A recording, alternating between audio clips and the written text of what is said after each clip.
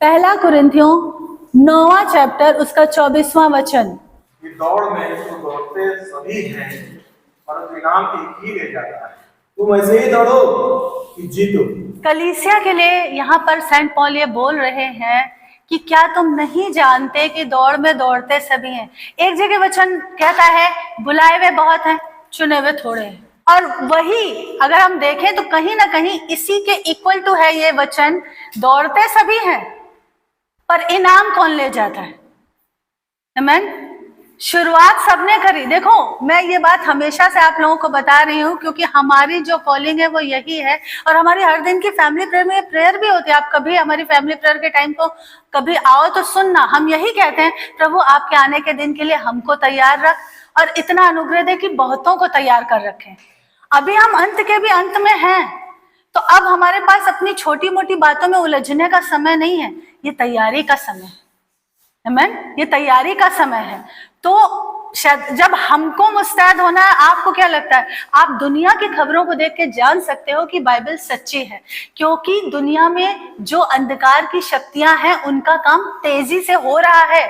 अभी कल एक न्यूज सुन रही थी कि अमेज़न के पास कोई एक गांव है, वहां पर लोग बता रहे हैं वहां के गांव वाले कि एलियन अटैक देखे गए। एलियन का चेहरा नहीं दिखा लेकिन एलियन के अटैक हुए नहीं हुए वो तो अलग चीज है, पर क्या है कि ये अंत के समय में होगा और वो कहेंगे कि जब हम रैप्चर में उठा लिए जाएंगे तो वो कहेंगे कि वो बुरे लोग थे इसलिए उनको एलियन ले गए। ये थ्योरीज बनाई, वो चीजें अब रची जा रही है, क्रिएट की जा रही है, कॉन्स्पिरेसी थ्योरी क्रिएट की जा रही है जिससे हम ये जान सकते हैं अंधकार की शक्तियों का काम तेज हो गया है। तो हमको कितना मुस्तैद रहना है। और जैसा कि मैं पहले भी बताती आई हूं कि तुम्हारे उद्धार पा लेने से, पाप क्षमा की प्रार्थना बोल लेने से, साल्वेशन की प्रेयर बोल लेने से, पानी में डुबकी लगा लेने से शैतान को फर्क नहीं पड़ता है। वो बोलता है एक और आया, पास्टर बोलता है पहले तुम ड्राई सिनर थे बाद में तुम वेट सिनर हो गए। फर्क क्या हुआ?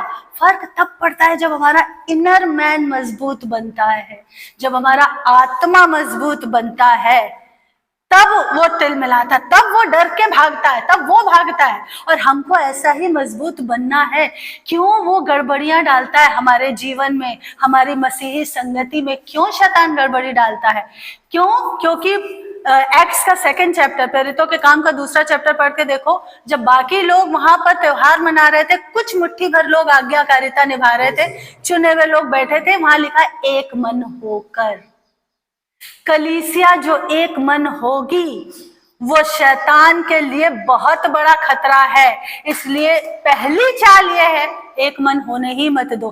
पर एक मन हम होंगे जब वचन पे चलेंगे, जब पवित्र आत्मा का कहना सुनेंगे तो हम एक मन होंगे। आज क्यों मसीह जगत में इतनी सारी डॉक्ट्रिन्स आ गई हैं, इतनी सारी डॉक्ट्रिन्स आ गई। कुछ लोग हैं जिनको हम पर्सनली कई बार मिले थे, कर्नाटक वगैरह में जब थे तो वो वहां आया करते थे। आज मैं उन्हीं लोगों को देख रही हूँ यूट्यूब पे अन्य भाषा के खिलाफ प्रचार करते हुए, और मैं सोचती हूँ कि अरे ये तो वही बंदा है, इससे तो हम बिदर में मिले थे, इससे तो हम कर्नाटक में जब हम एयरफोर्स में थे हम मिले थे, 2-3 बार ये हमारी प्रेयर मीटिंग में भी आए थे। अरे ये क्या प्रचार कर रहे हैं? ऐसे लोग हैं, नाम लेने की जरूरत नहीं है, पर बहुत सारी डॉक्ट्रिन्स आ गई हैं, बहुत सारी। क्यों? क्योंकि गड़बड़ी अगर यहाँ डाल दे, वो उसकी ऐसी चाल है शैतान, यहाँ गड़बड़ी डाल दे तो उसका काम आसान हो जाएगा ना। जब तुम ही बिखरे रहोगे, बचपन में हमको एक कहानी सुनाई जाती थी ना, एकता की कहानी, कि लकड़ियां अलग अलग तोड़ दी बेटों ने, पिता मरने पे था, उसने कहा आप सारी गट्ठा जोड़ दो, अब इसको तोड़ो। फिर वो नहीं तोड़ पाए तो उसने कहा बेटो मेरे मरने के बाद तुम सब भाई लोग ऐसे ही मिले रहना। साम 133 भजन 133, क्या ही मनोहर बात है कि भाई लोग आपस में मिले रहे। जब हम ही उलझनों में उलझे रहेंगे तो हम दूसरों को कैसे निकालेंगे उनकी तकलीफों से? हम ही अगर उलझे रहेंगे, है ना। तो ये अंत के समय की बहुत बड़ी चेतावनी है कि हम जागते रहें, दौड़ते रहें, ऐसे दौड़े कि इनाम पाए। वो कह रहे दौड़ में दौड़ते सभी हैं पर सबको इनाम नहीं मिलता है। और उस दौड़ से पहले, उस दौड़ के आने से पहले कितने महीनों की प्रैक्टिस लगती है। रोज सुबह उठ के प्रैक्टिस, जो मैराथन में दौड़ते हैं लोग या जो रनर रेस में या जो पार्टिसिपेट करते हैं, किसी भी एथलीट होते हैं या जो भी होते हैं, तो वो कितनी महीनों प्रैक्टिस करते हैं कि नहीं करते हैं? तो हमें तो ये आत्मिक रेस दौड़नी है रे बाबा, आत्मिक रेस। तो हमको तो हर दिन प्रैक्टिस करनी है, क्योंकि हम रहते कहाँ हैं? खासतौर से इस देश में, इस दुनिया में कहाँ रहते हैं जहां चारों तरफ अविश्वास की बातें हैं, जहां चारों तरफ एंटी क्राइस्ट की बातें हैं। हम मुट्ठी भर लोग ही तो हैं, इसीलिए संडे की संगति बहुत जरूरी है, चर्च बहुत जरूरी। और शैतान की चाल है कि एक विश्वासी को चर्च से दूर कर दे। जब संगति से दूर होते हो तब तुम मजबूत नहीं होते हो। हम सोचते हैं कि हम घर में फैमिली प्रेयर तो कर रहे हैं, हम अपने पर्सनल टाइम में बाइबल तो पढ़ रहे हैं, हम अपने आसपास के 4 लोगों को इकट्ठा करके प्रार्थना तो कर रहे हैं। नहीं, बाइबल में आदेश दिया है यीशु ने, इकट्ठा होना इन द सेंस चर्च में इकट्ठा होना, ये एक आदेश है। चर्चेस बंद हो रहे हैं, हमने भी न्यूज सुनी है, चर्चेस बंद हो रही हैं, वहां पे मॉल शॉप खुल रहे हैं। क्यों? अंधकार का राज्य बढ़ रहा है। तो हम चुने हुए प्रकाशवान लोगों को कितना ज्यादा अलर्ट रहना है, कितना सजग रहना है कि चाहे कुछ भी हो जाए, मुझे मेरे पिता के भवन में होना अवश्य है। मैं अपने हर भावना को पीछे छोड़ दूंगा, मैं अपनी हर शर्म को, हर गुस्से को, हर चीज को मैं परे हटाऊंगा और मैं पिता के भवन में जाऊंगा। तब हम इस दौड़ को दौड़ने के लिए जो शक्ति, जो प्रकाशन चाहिए, उसको हर संडे संडे फ्यूल यहाँ से भर के ले जाएंगे और दुनिया में विजेता की तरह चलेंगे। ऐसे दौड़ना है। और एक जगह पौलुस गलातियों की जो चर्च है, गलेशियंस की जो चर्च है, उनको डांट लगा रहा है। गलेशियन चैप्टर 3 वर्स 3, क्या तुम ऐसे निर्बुद्धि हो कि आत्मा की रीति पर आरंभ करके अब शरीर की रीति पर अंत करोगे? हमने जब शुरुआत की थी, अपने चुने जाने का पहला दिन याद करो। हम सब अन्य जाति से आए, हमें पता है पहले बार जब किसी ने हमको वचन बताया था, एकदम से किसी को विश्वास हुआ होगा, किसी को विश्वास करने में कुछ महीने लगे होंगे, किसी को मसीह पे खराई से चलने में, अपनी पुरानी चीजें, पुरानी आदतें छोड़ने में कुछ समय लगा होगा, शायद 6 महीने या 1 साल लगा होगा। पर वो जो शुरुआत थी वो कितनी बढ़िया थी, आत्मा की रीति पे थी कि अब हमको मसीह मिल गया है। वो शुरुआत कितनी अच्छी थी। पहले शरीर चलाता है, जब अब हम बपतिस्मा ले चुके, उद्धार पा चुके, अब हमें आत्मा के चलाए चलना है। पर होता नहीं है। जैसे कि हम क्या करते हैं, जैसे कोई कपड़ा है, उतार के हमने शर्ट को खूंटी पे टांग दिया है कि इसको 3-4 दिन बाद पहनेंगे, फिर इसका नंबर आएगा। और हम यही करते हैं, 3-4 दिन के बाद चलो बहुत दिन से नहीं बनी, फिर उसको उतार के पहन लेते हैं। हम भी अपने पुराने मनुष्यत्व को ऐसे टांग देते हैं, मारते नहीं है, फिर उतार के पहन लेते हैं। फिर कोई वैसी सिचुएशन आती है कि हम फिर से उसको उतार के पहन लेते हैं। यही तो गलातियन के लोग कर रहे थे। वो कह रहा था शुरुआत आत्मा की रीति पे की थी, बहुत अच्छे से शुरुआत की थी और एकदम टाइम से चर्च जाते थे, सब करते थे। थोड़े दिन बाद क्या हुआ, अरे यार हम तो पहले संडे आराम से रंगोली देखते थे, नाश्ता बढ़िया खाते थे, टांग फैला के 10 बजे तक सोते थे, अब चर्च जाना है, ये क्या बोझा मोल ले लिया है। वो शरीर की आवाज, मैंने बताया था शरीर की आवाज होती है, शरीर के अंदर से आवाज आती है, 2 रसगुल्ले और खा ले, थोड़ा सा आइसक्रीम खा ले, थोड़ा दही खा ले, शरीर की आवाज होती है। 4 किलो बिरयानी खा ले, शरीर की आवाज। और हम कई बार उसी को सुनते हुए चलने लगते हैं। शरीर की आवाज होती है। मैं जैसे बच्चों को हम क्या सिखाते हैं, हमेशा मैं इसको बोलती हूँ जितनी जरूरत है उससे थोड़ा कम खाना। अगर 4 की भूख है तो 3 ही रोटी खाना। बोलता मैं अभी खा सकता हूँ, और मैं बोलती मत खाना, बिल्कुल नहीं। ओवर ईटिंग तो छोड़ दो, तुम अप टू द मार्क भी ईटिंग मत करो, थोड़ा खाली रखो। अगर ऐसा करोगे कभी ओबेसिटी नहीं आएगी लाइफ लॉन्ग, लेकिन अगर ठूस ठूस के खाओगे तो एक दिन आ जाएगी। तो वैसे ही शरीर की आवाज होती है।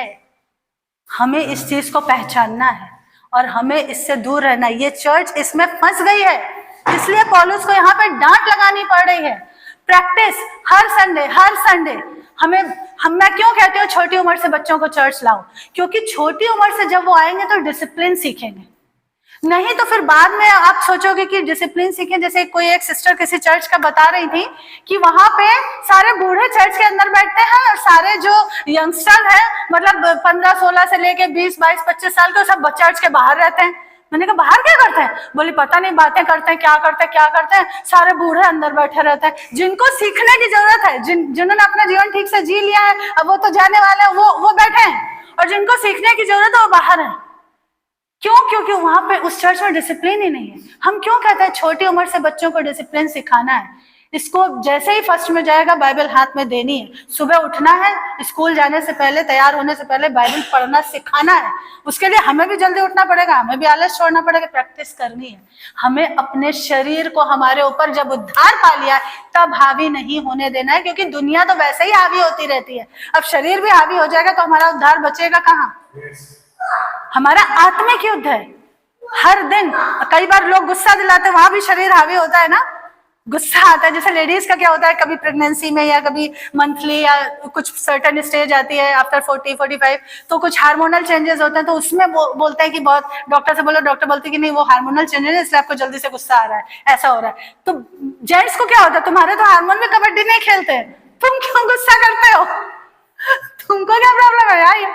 तो हमें, और ये नहीं कि हार्मोन का बहाना लेके हम बैठे रहे, नहीं, हमको कंट्रोल करना होता है, हमें अपने ऊपर नियंत्रण रखना। ये शरीर का युद्ध है, ये सब छोटी छोटी चीजें हैं। अगर ये बेसिक चीजें हर क्रिश्चियन समझ जाएगा तो वो कभी भी इस लड़ाई में पड़ेगा ही नहीं, वो हमेशा विजेता के जय के उत्सव में चलते चलते चलते जाएगा, डिग्री अंश दर अंश यीशु जैसा बनता जाएगा। आमीन। ये चीजें हमें सीखनी है डे टू डे लाइफ के लिए, बहुत जरूरी है। टाइम से चर्च आना बहुत जरूरी है, हर दिन बाइबल पढ़ना बहुत जरूरी है। जो लोग बाइबल नहीं पढ़ते, मैं उनको इसीलिए टोकती रहती हूँ, पास्टर कहते लोग परेशान हो गए, तुम इतना बोलते बाइबल पढ़ो। मैंने कहा फिर भी पढ़ते नहीं, सोचा परेशान होगा और बाइबल नहीं पढ़ रहे।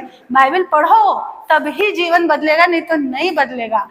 अच्छा, कुछ इतने महान कहते हैं नहीं सिस्टर हम नया नियम पढ़ रहे हैं, पुराना नहीं पढ़ रहे। पुराना क्या हम पढ़ेंगे आगे तुम्हारे बदले, अब पुराना भी पढ़ो ना भाई, खाली रोटी खा रहे हो सूखी दाल छोड़ दी, ऐसा थोड़ी होता है। नया पुराना मिलके कंप्लीट बाइबल है। कभी भी तुम इतने बिजी नहीं हो सकते। मैं नहीं मानती हूँ कि तुमको आधा घंटा सुबह आधा घंटा शाम का ना मिले। होना तो ये चाहिए कि समय का 10वांश दो, 2 घंटा 40 मिनट, लेकिन देते नहीं हो तो आधा आधा घंटा टुकड़ों में तो दे दो भाई। हम करते क्या है वो सीखने की बात है। पहला तीमुथियुस उसका पहला चैप्टर उसका 5th और 6th वर्ष पढ़िए। आज्ञा का सारांश यह है कि शुद्ध मन और अच्छा विवेक और कपट रहित विश्वास से प्रेम उत्पन्न हो। शुद्ध मन छोड़ दिया है, अच्छा विवेक छोड़ दिया है, कपट रहित जो विश्वास होना चाहिए था, निश्चल एक बच्चे की तरह। जैसे बच्चे होते हैं छोटे, उनको अपनी माँ पे पूरा भरोसा होता है। माँ बोलती नहीं ऐसे ऐसे ऐसे नहीं होता, तो वो मान लेते हैं कि हाँ नहीं मेरी माँ ने कहा है ये ऐसे ऐसे ऐसे नहीं, भले ही वो होता हो, लेकिन वो निश्चल प्रेम, वो निष्कपट विश्वास कि नहीं मेरी माँ ने कहा है। ऐसा विश्वास परमेश्वर पे, यीशु पे, यीशु क्या है, वचन है, वचन पे ऐसा विश्वास रखना कि अगर वचन में ये लिखा है ऐसा होता है तो मतलब होता है। वो चीजें तो छोड़ दी हैं और तुम अपने अपने डॉक्ट्रिन बता रहे हो। वो कह रहा है कि व्यवस्थापक बनना चाहते हो और जो बोल रहे हो उसको समझते ही नहीं हो कि बोल क्या रहे हो। ये हो गया है। और एक जगह पौलुस ने बोला है 2 तिमोथी उसके 4th चैप्टर के 3rd वर्ष में, 2 तीमुथियुस उसके 4थे अध्याय के 3रे वचन में वो कह रहा है कि कानों की खुजली मिटाने के लिए अंत के समय में लोग बहुत से उपदेशक ढूंढ लेंगे। कितने हजार साल पहले पौलुस ने ये बात कह दी थी, जब सोशल मीडिया था ही नहीं। आज वो चीजें पूरी हो रही हैं। कानों की खुजली, आत्मिक, किसी ने पूछा आत्मिक व्यभिचार क्या है, मैंने कहा करेक्शन ना सुनना और सिर्फ मीठी मीठी बातें सुनना, दिस इज आत्मिक व्यभिचार। ये है स्पिरिचुअल गड़बड़ी, ये है करेक्शन। क्यों हम सुनते हैं, आज जब बोला जाता है चर्च में कि किसी एक को सुनो, चर्च का मैसेज सुनो, और अगर तुम्हें यूट्यूब पे सुनना ही है तो किसी एक को चुन लो, सिर्फ उसका सुनो। लेकिन हम ऐसा नहीं करते। क्यों चर्च में ये बोला जाता है कि अगर तुम 10 का सुनोगे तो तुम्हारे दिमाग में खिचड़ी पक जाएगी, डॉक्ट्रिन में खिचड़ी पक जाएगी, किसी एक को पकड़ो। हम क्या कर रहे हैं, आज वो जो हजारों साल पहले लिखा गया था कानों की खुजली मिटाने के लिए ढेर सारे उपदेशक ढूंढ लेंगे, आज वो हो रहा है। इसका सुना, ये भी सुन लिया, ये भी सुन लिया, वो भी सुन लिया, वो भी सुन लिया, और किया क्या, उसमें से जितने करेक्शन वाले पॉइंट थे, जैसे चावल से कंकड़ निकालते उनको निकाल के फेंक दिया। जो अच्छी अच्छी प्लीजिंग वाली बातें थी, ओ प्रभु तुम्हें ब्लेस करेगा, ओ परमेश्वर तुमको आशीष देगा, ओ प्रभु तुम्हारा युद्ध लड़ेगा, ओ ऐसा करे, वो ले लिया। हाँ प्रभु मुझको आशीष देगा, हाँ प्रभु मुझे धनवान बनाए, हाँ प्रभु मेरा युद्ध लड़ेगा। अरे लड़ेगा कब, इसीलिए कहते हैं बाइबल पढ़ो, लिखा है यदि तुम मेरी ओर फिरो तो मैं तुम्हारी ओर फिरूंगा। याकूब कहता है परमेश्वर के अधीन हो जाओ, तब शैतान का सामना करो तो भाग निकलेगा। प्रभु के सामने दीन बनो तो वो तुम्हें शिरोमणि बनाए। शिरोमणि बनाएगा, दीन तो बने नहीं। नहीं हम तो इतने ही बजे चर्च आएंगे, दीन कहाँ हुए, दीन हुए तुम नहीं हुए। अब कह रहे हो कि प्रभु तुम्हें शिरोमणि बना दे, तुमने फर्स्ट पार्ट ही पूरा नहीं किया, सेकंड पार्ट वो कैसे पूरा करेगा। परमेश्वर हमारी संगति और सहभागिता चाहता है। सिंस बिगनिंग ईडन गार्डन से जब आदम और हवा को बनाया था, तब भी चैप्टर 3 जेनेसिस में लिखा है कि परमेश्वर यहोवा दिन के ठंडे समय अदन की वाटिका में आता था। क्यों आता था? संगति करने। हम जब परिवार बसाते हैं तो बच्चा क्यों पैदा करते हैं? संगति के लिए। क्या हमको जिंदगी में एक उद्देश्य चाहिए? क्या हम उसके साथ रात दिन उसको खिलाएंगे, उसकी जैसे अभी सिस्टर लोग हैं, अभी उसकी बोली सुनेंगे, फिर वो एक एक एक्शन करेगी। अभी वो जितेंद्र ब्रदर और करुणा सिस्टर से कभी बात करो तो बताते हैं, अरे ईवा भी ऐसे कर रही है, ईवा भी ऐसे कर रही है, अपना नाम पहचानने लगी है, अभी वो ऐसे। तो क्या है, हमको जिंदगी जीने का एक मकसद मिलता है औलाद में। परमेश्वर ने हमको क्यों पैदा किया है? उसको मकसद चाहिए था, उसको संगति चाहिए थी, उसको हमारा साथ चाहिए था। शैतान ने वहां भी यही चाल चली थी, वो साथ तोड़ दिया था। आज भी वो यही चाल चल रहा है। महिमा की भूख और घमंड शैतान का सबसे बड़ा हथियार है, इस बात को याद रखो। उसके पास यही था और वो यही चीज डालता है आज भी।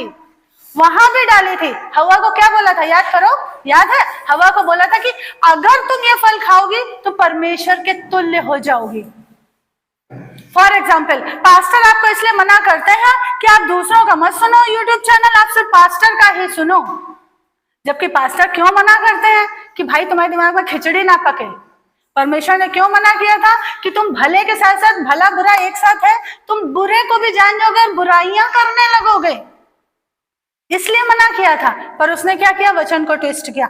आज भी वो घमंड, वो महिमा की भूख, वही खेल उसका तब भी था, पैटर्न उसका बदला नहीं है, वही पैटर्न आज भी है। क्योंकि वो स्वर्ग से क्यों गिराया गया था? यही महिमा की भूख उसके अंदर थी, यही घमंड था कि अच्छा तो क्या हम जो करते हैं वो परमेश्वर भूल जाता है? नहीं, वो एक एक चीज नोट करता है। हमारी गलतियों को वो कहता है पीठ के पीछे फेंक दूंगा, लेकिन हमारे हर भले काम का वो प्रतिफल देगा।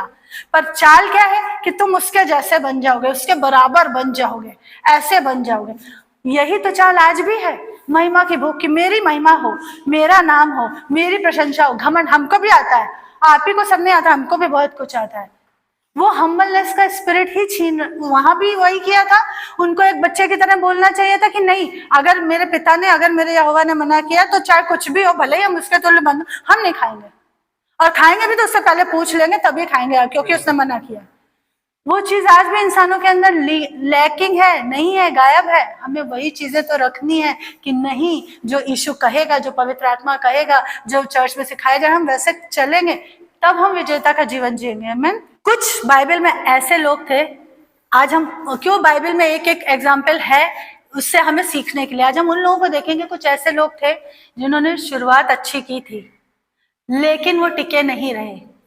हमें ऐसे दौड़ना है कि हम इनाम पाए।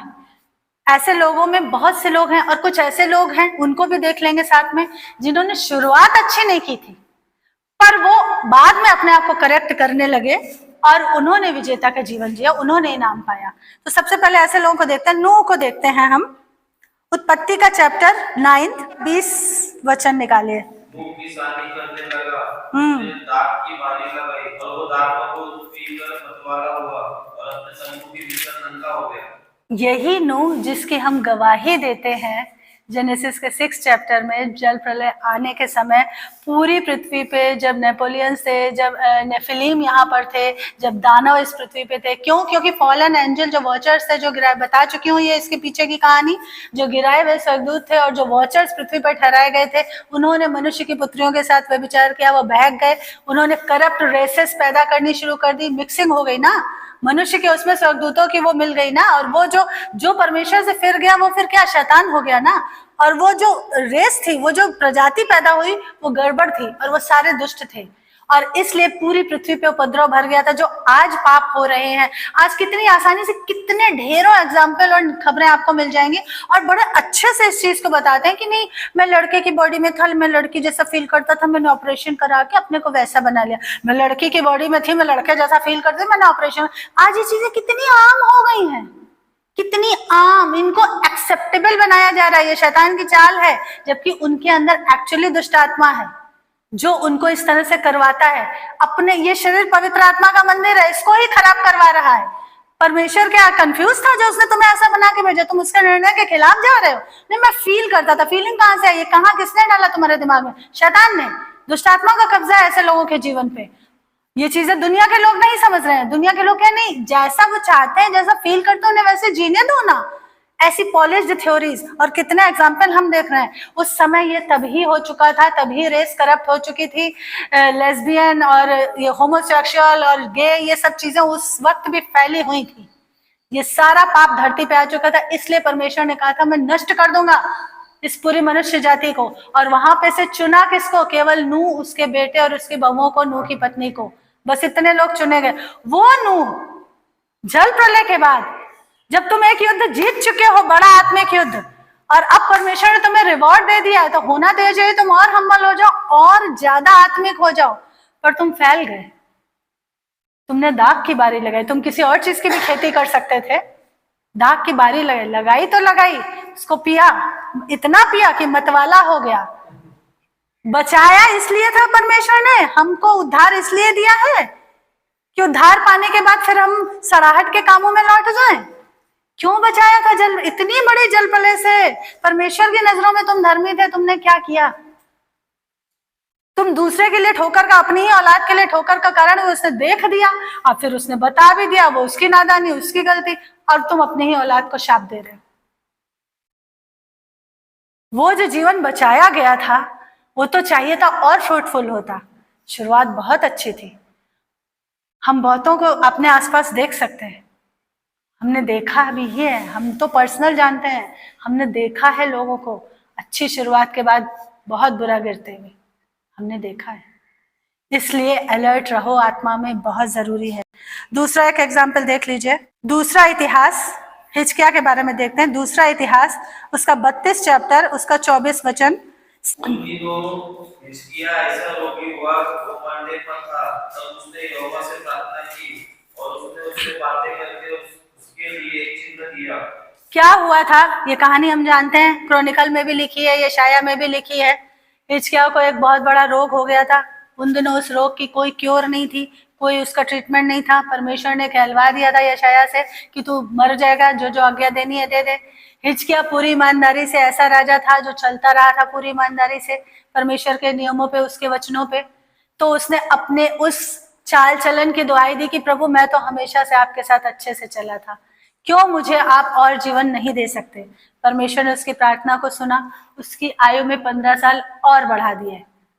जैसे ही बड़ी प्रेयर आंसर हुई, बड़ी वाली प्रेयर आंसर हुई, 15 साल। और साइन भी कैसा दिया था? उन दिनों धूप घड़ी की छाया से समय देखा जाता था, क्योंकि ये घड़ियां नहीं थी, मॉडर्न डे और टाइम नहीं था। तो उसने कहा था 10 अंश पीछे लौट जाए छाया, आगे जो बढ़ चुकी हो पीछे लौट जाए। साइन भी दिया था, साइन ठहराया था उसने। एक साइन गिडोन ने ठहराया था जजेस के चैप्टर में, गिडियन ने न्यायों के चैप्टर में, यहाँ पे हिजकिय्याह ने ठहराया था। छाया, धूप घड़ी की छाया पीछे लौट गई थी। कंफर्म किया था परमेश्वर ने कि हाँ मैंने तुझे आशीष दी, मैंने तेरे रोग को चंगा किया। अंजीर की सिंपल सा ट्रीटमेंट, एक बेसिक ट्रीटमेंट, अंजीर की टिक्की बांधी, फोड़ा फूट गया, वो ठीक हो गया। ठीक किससे हुआ? यहोवा के अनुग्रह से। दवाएं भी जब असर करती हैं जब दुआ कबूल होती है।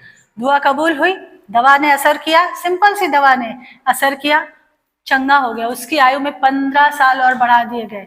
पर उन बढ़े हुए 15 सालों का तुमने किया क्या? मन फूल उठा। बरोदक बलदान, अगर आप दूसरे राजा में इस चीज को पढ़ के देखेंगे, उसके 20 चैप्टर में, मत निकालिए बता देते हूँ, वहां पे बरोदक बलदान नाम का बेबीलोन का राजा आया था कि भैया तुम ठीक हो गए, इतनी बड़ी बीमारी, क्योंकि फैल गया था ना कि अब ये मरने वाला है, मरने वाला है। फिर पता चला रहे तो ठीक हो गया, ये तो यहोवा के भवन को जाने लगा, ये तो अपना राजकाज संभालने लगा, तो वो भी खबर फैल गई। तो उसने भेदिए भेजे थे। हमें बहुत समझना पड़ेगा, जो रिश्तेदार तंत्र मंत्र करता है, अगर वो बपतिस्मा भी ले लेता है तो उसका भरोसा मत करना कि इतने तंत्र मंत्र करने वालों के अंदर इतनी स्पिरिट अंदर घुस जाती है, रहती हैं, कि वो बड़ी मुश्किल से निकलती हैं। सालों साल कई बार लग जाते हैं, कई बार निकल जाती है, कई बार सालों साल लग जाते हैं। उनके कुछ नहीं तो बाहर से, उनके एक लेडी को मैं पर्सनली जानती थी, हमारे एयरफोर्स की थी, उसको कंट्रोल करती थी, बाहर से उसके नेचर को कंट्रोल करती थी। वो तभी भी झूठ बोल रही थी, वो तभी भी चालें चल रही थी, वो तभी भी मतलब फूट डालने का, चर्च के, उसको चर्च लेके आए, उसको उसके लिए प्रेयर कर रहे हैं, उसका भूत निकाल रहे, और वो चर्च में ही फूट डालने का काम करने लगी थी। हमारे पास बहुत एक्सपीरियंस है, जिंदगी के प्रैक्टिकल तजुर्बे बहुत है, हमने बहुत सालों साल इवेंजलिज्म किया। वो जाता नहीं है, कोई ना कोई कब्जा किए रहता है ऐसा। तो उन लोगों से बच के रहना। अभी यहाँ क्या हुआ है, उसने बैरी था बेबीलोन का राजा, वो भेज रहा है अपने लोगों को, सामने से तो वो वेलविशर बन के आ रहे हैं भैया तुम्हारे, अरे बहुत अच्छा हुआ सुना राजा जी आप ठीक हो गए, अरे आप तो चंगे हो गए, आप तो मरने वाले थे, खुश हो गया, फूल गया। सब कुछ अपने अस्त्र शस्त्र के जो भंडार होते हैं वो सीक्रेट होते हैं राजा लोगों के, जैसे आजकल हमारी मिसाइल है, परमाणु है, ये सब जो चीजें हमारी सीक्रेट है वो हम दूसरों को नहीं बता सकते, दूसरे देश को, वैसे उसको नहीं बताना था। क्या वो इतने सालों से राजा था, उसे पता नहीं था? उसे पता था। क्या उसे यहोवा के आदेश पता नहीं थे? क्या उसे याजकों की आज्ञा पता नहीं थी? पता थी।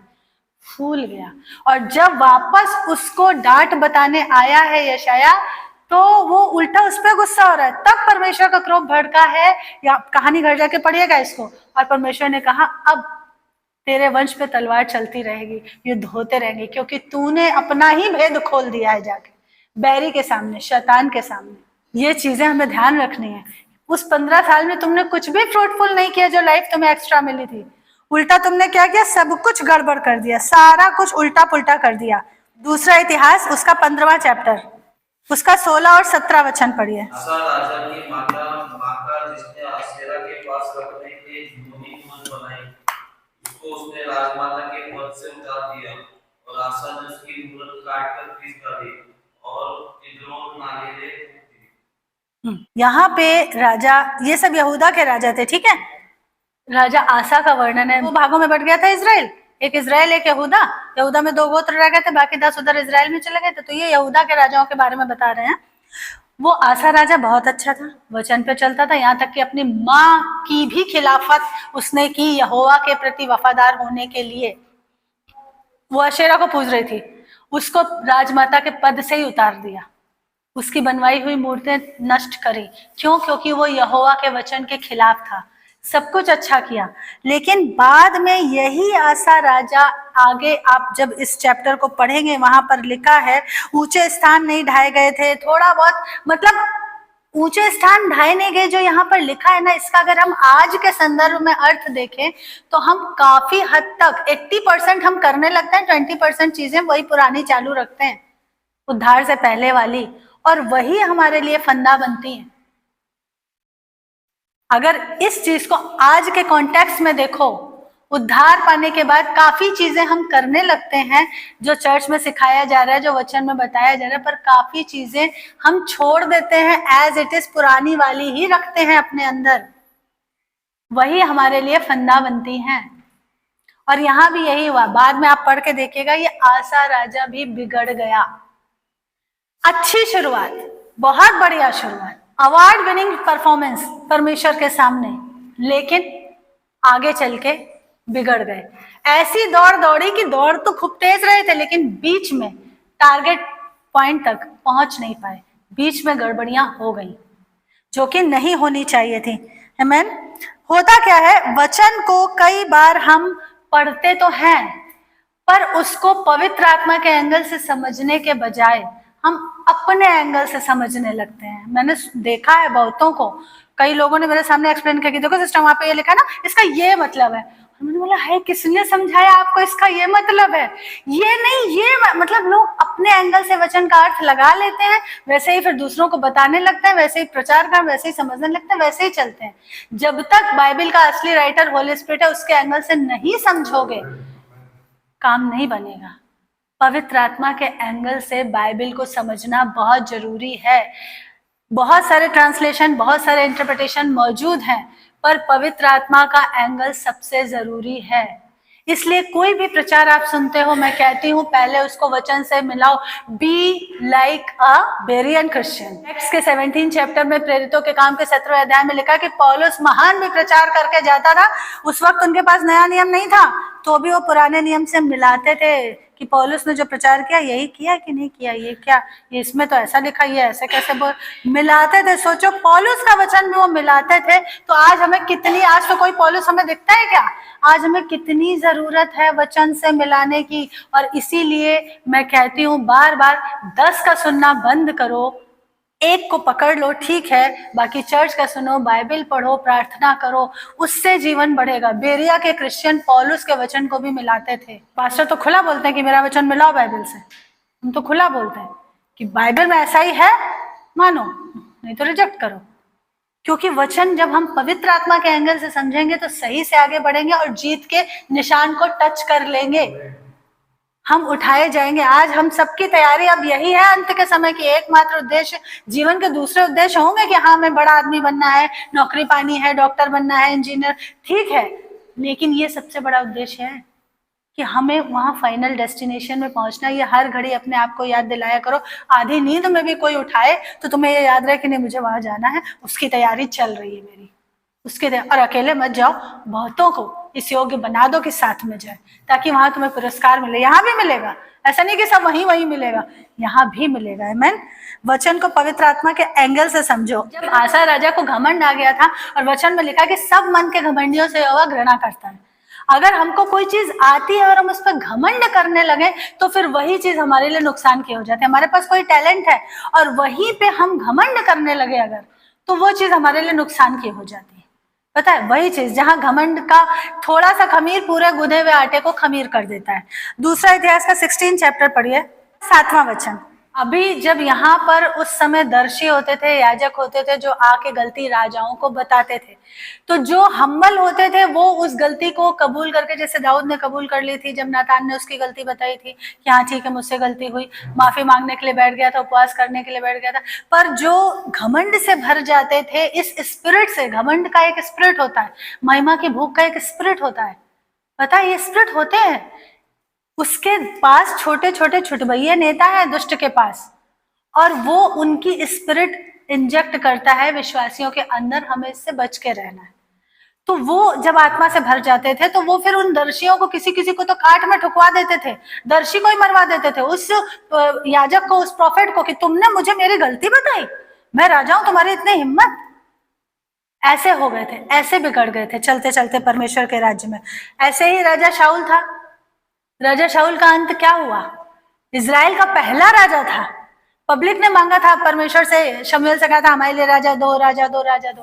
परमेश्वर ने उसको चुना था, सबसे छोटे गोत्र का, बिन्यामीन के गोत्र का, वहां से चुना गया था। लेकिन बार बार परमेश्वर ने उसको मौके दिए, उसने हर बार कहना टाला, परमेश्वर का कहना नहीं माना। और नहीं माना तो ठीक, अपनी गलती भी नहीं मानी, परमेश्वर का कहना नहीं माना, फिर मैं गलती कर रहा हूं ये भी नहीं माना। शाऊल का अंत क्या हुआ? अंत में वो कहाँ पाया गया? अपने जीवन के आखिरी समय में वो कहाँ था? भाई, लोगों के सामने आपका सुनाम बना रहे ये जरूरी नहीं है, परमेश्वर के सामने आप उसके प्रिय बने रहो ये ज्यादा जरूरी है। शाऊल की बड़ी गलती यही थी कि वो दुनिया के लोगों के सामने दिखाना चाहता था कि मैं बड़ा आदमी हूं, मुझे बहुत आता है, मुझे बहुत ज्ञान है, मुझे सब पता है, लेकिन परमेश्वर से रिश्ता अंदर से टूट चुका था। हमें पता चलता है, पता है, जब हम कहीं गलती करते हैं, ये मुझे पता नहीं आप लोगों का एक्सपीरियंस है कि नहीं, आई एम श्योर जरूर होगा, अगर आप वचन पर चलते तो होगा। हमें पता चलता है कि कहाँ हमसे किस दिन बड़ी गलती हुई है और किस दिन पवित्र आत्मा से हमारा वो कनेक्शन थोड़ा सा आज हल्का हुआ है। और वही समय होता है जब हम तुरंत घुटनों पे आके माफी मांग के उस कनेक्शन को रेस्टोर करें। पता चलता है, हमें पता चलता है। ऐसा नहीं कि कोई दूसरा ही हर बार आके बताए, दूसरे लोगों को भी रखा है उसने हमारे जीवन में बताने के लिए, पर हमको खुद पवित्र आत्मा, आज हमारे पास, हमारे अंदर पवित्र आत्मा है। पहले इनको लोग आके बताते थे, हमारे अंदर पवित्र आत्मा है, वो हमको बताता है कि तुमने आज ये काम वचन के अकॉर्डिंग सही नहीं किया। हमको खुद पश्चाताप अंदर से होता है और हम वापस रेस्टोर करते हैं, घुटनों पे आके माफी मांगते हैं। मुझे नहीं पता आप लोगों ने किया है कि नहीं, पर अगर ऐसा है तो जरूर करना, क्योंकि जितनी जल्दी मेल मिलाप वापस हो जाए वो बहुत जरूरी है। क्योंकि जैसे जैसे गैप बढ़ेगा शैतान उसको और फाड़ के बड़ा करेगा। फिर वापस शाऊल के साथ यही हुआ। अंतिम दिनों में वो भूत सिद्धि करने वाली के पास पाया गया। कहाँ पाया गया? अंतिम दिनों में पढ़ा है ना।